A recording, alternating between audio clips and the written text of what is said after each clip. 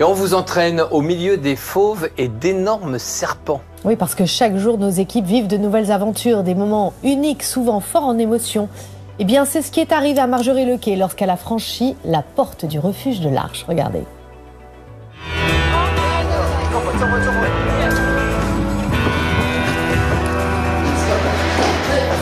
Ce qui est encourageant dans un monde qui est fou, puisque malheureusement le trafic des animaux est le 3e dans le monde après la drogue et les armes, c'est de voir qu'ici, à chaque fois, on apporte une petite goutte d'eau à cette rivière de sauvegarde.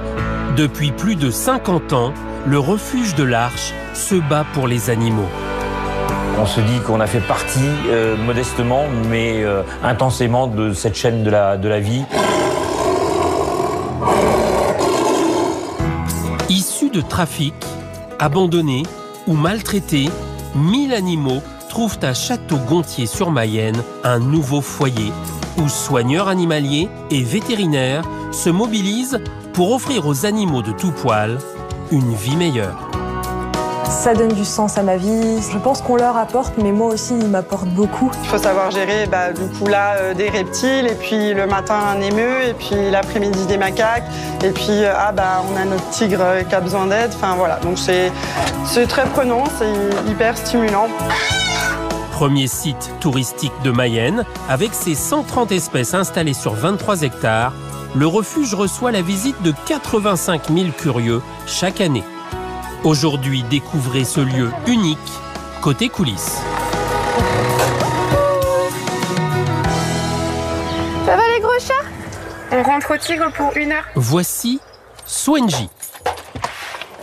Ah, ma poupette, voilà. Oui, on va manger.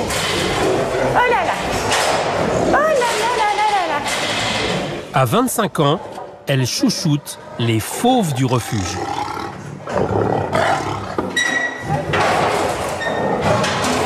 Alors depuis toujours, j'ai été passionnée par les animaux. Mon premier mot, ça a été le mot chat. Donc je pense que j'étais un peu prédestinée à travailler avec des gros chats. Comment papa? C'est bon? On s'est toujours compris avec les animaux. Et pour le coup, ils ont toujours été un soutien émotionnel. J'ai une façon de les regarder, ils ont une façon de me regarder. Et c'est un peu indescriptible en fait.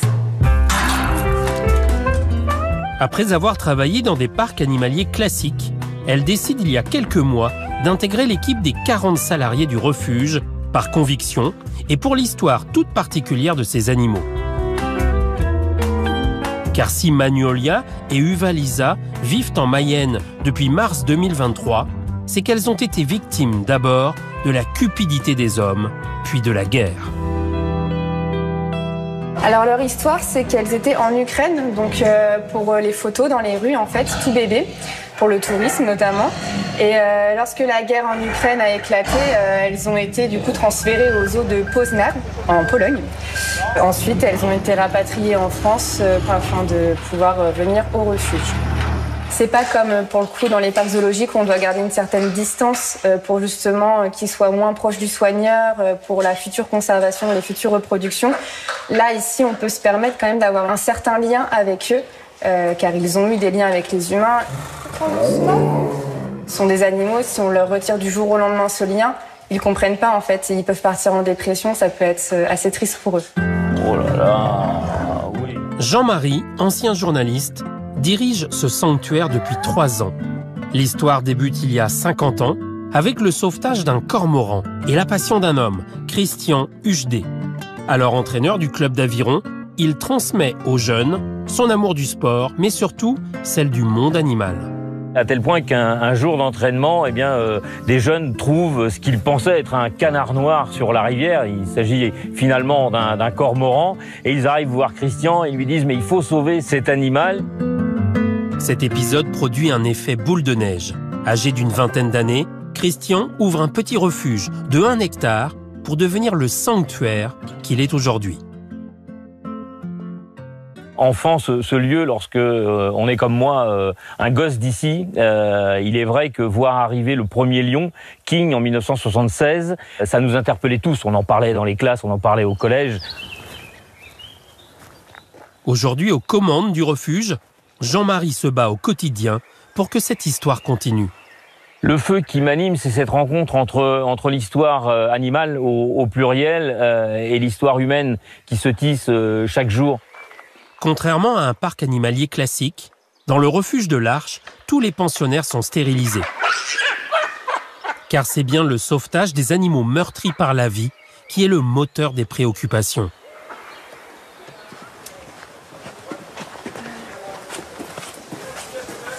Doudou, je suis pas content, désolé. Parmi les stars du refuge, les reptiles.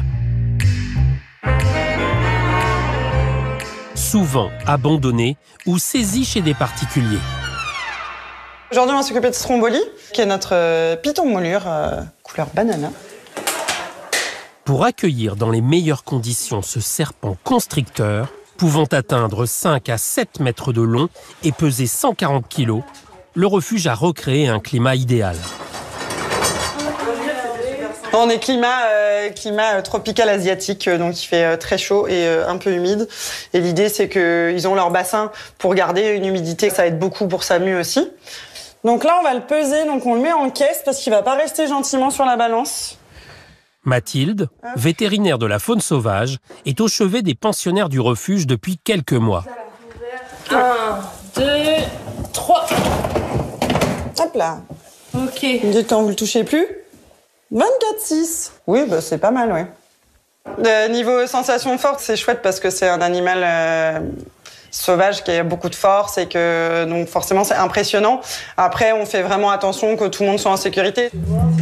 Comme tous les autres animaux, les serpents ont un petit nom. Et les leurs nous font quelque peu frissonner. Donc nous avons Maléfique, Lucifer, Jafar, Scar, Hadès, Sabar, Nuka et Isma. C'est tous les noms de méchants de Disney et souvent dans les parcs animaliers on aime bien les Disney. Je crois que ça unit pas mal de personnes. Il y a même Vitamine, c'est dans... Avec des milliers de sauvetages à son actif, le refuge de l'Arche voit encore plus grand pour accueillir prochainement d'anciens animaux de cirque. Des projets et de nouveaux espoirs possibles grâce aux visiteurs et aux dons essentiels pour la survie de ce lieu extraordinaire. Nous ne sommes que des passeurs d'histoire avec ces animaux. Aujourd'hui, ce sont ceux-ci, demain, ce seront d'autres. Et c'est parce qu'il y a eu des apports générationnels au fur et à mesure qu'on a grandi tous ensemble.